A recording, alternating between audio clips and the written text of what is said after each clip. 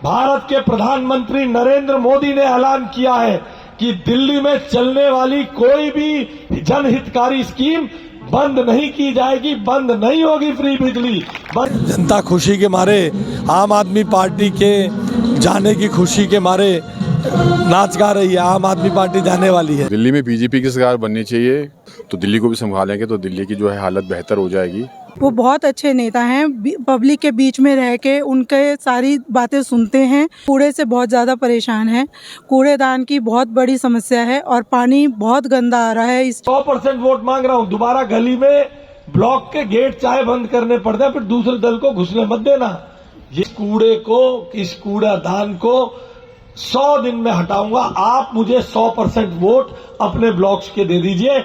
मैं 6 महीने में, आपका भाई आशीष सूद 6 महीने में आपको नई पानी और सीवर की लाइन डालकर 3500 रुपए लगते हैं महीने के पार्किंग के, तो नगद 3500 रुपए 7 साल से 8 साल से मैं बचवा रहा हूँ, नहीं बचवा रहा हूँ, बताओ।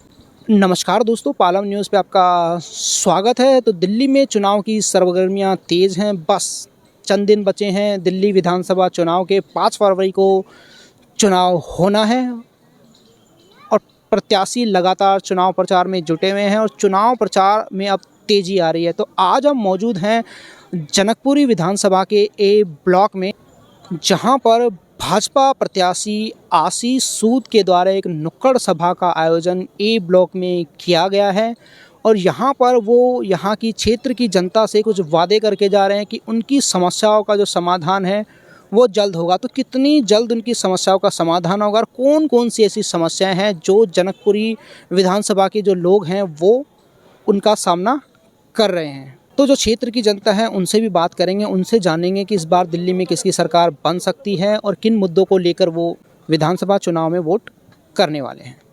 और बात करेंगे आशीष सूद से भी कि वो क्या कहते हैं इस विधानसभा चुनाव के लिए। तो आप देख सकते हैं कि ए ब्लॉक में रहने वाले काफ़ी लोग जो है वो इस नुक्कड़ सभा में आज यहाँ पर शामिल हुए हैं, जो आशीष सूद के द्वारा आज आयोजित की गई है। आपका समय आ गया है।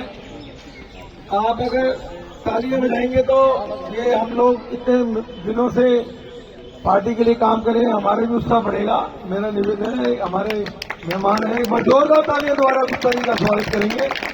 बहुत बहुत धन्यवाद। आपने आशीष सूद पहुँचे हैं जनकपुरी विधानसभा के ए ब्लॉक में और यहाँ पर ब्लॉक के लोगों द्वारा, इस सोसाइटी के लोगों द्वारा उनका फूल माला पहनाकर, चुनरी उड़ाकर भव्य स्वागत आज यहाँ पर किया जा रहा है। ये देखिए, तो सोसाइटी के जितने भी लोग हैं उनके द्वारा आशीष सूद का स्वागत जनकपुरी के ए ब्लॉक में आज किया जा रहा है और यहीं पर आज वो अपनी जो नुक्कड़ सभा है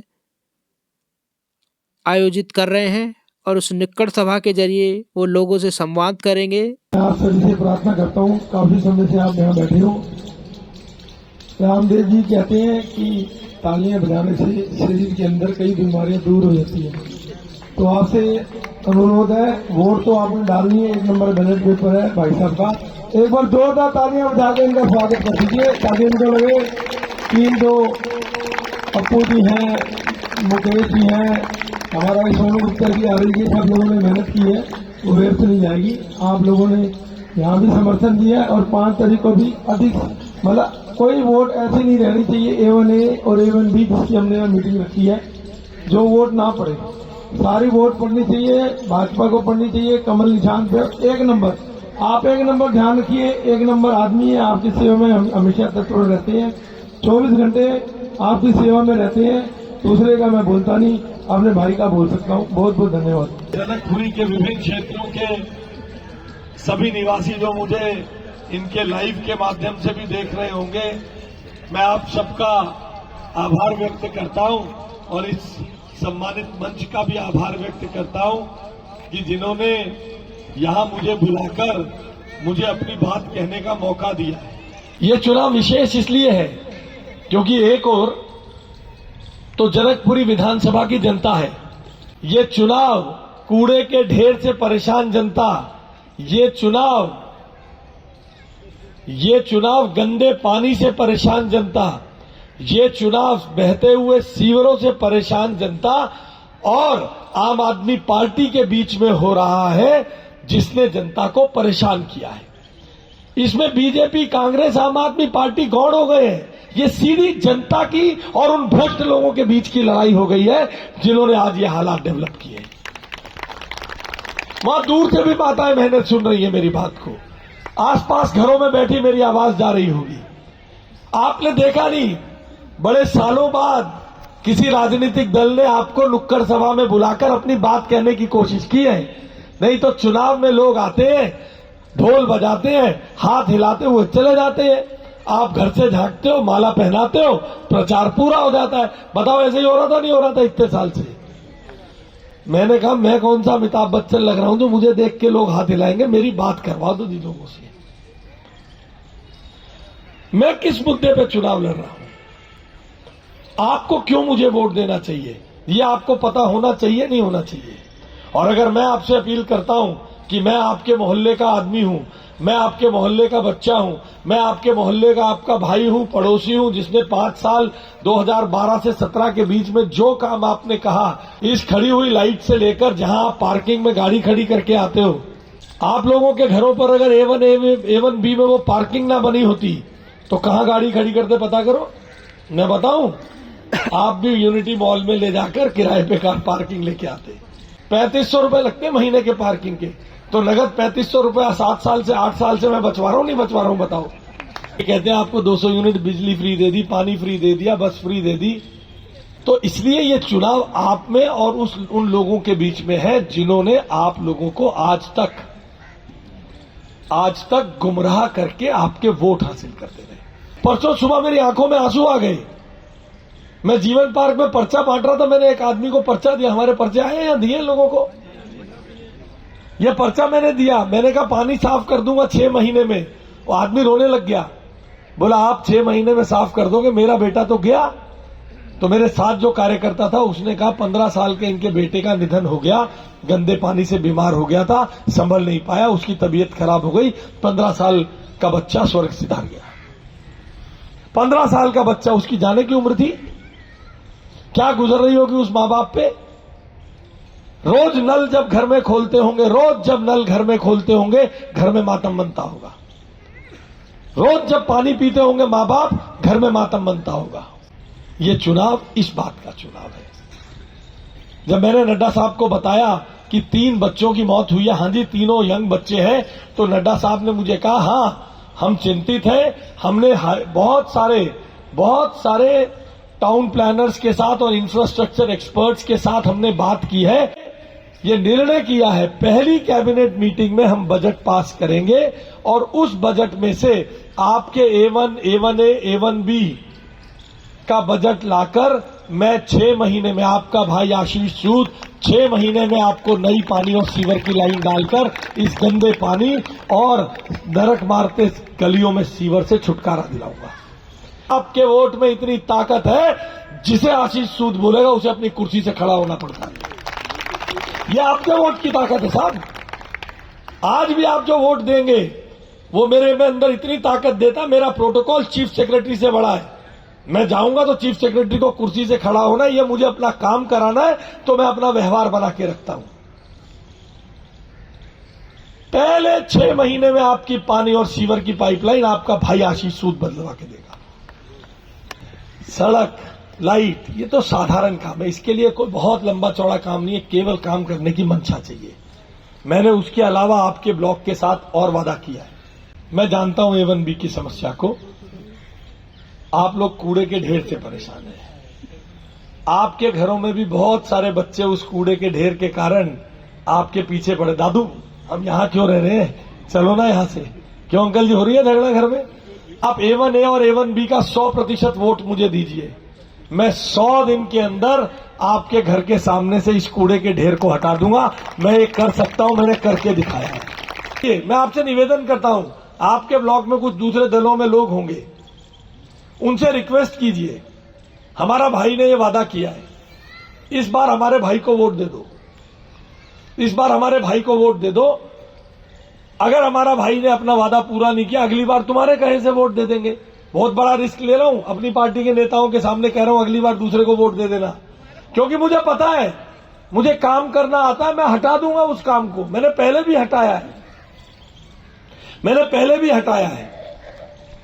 मैं आपके यहां से इस कूड़े को, इस कूड़ादान को 100 दिन में हटाऊंगा। आप मुझे 100% वोट अपने ब्लॉक्स के दे दीजिए, मैं 100 दिन में इसे हटा दूंगा।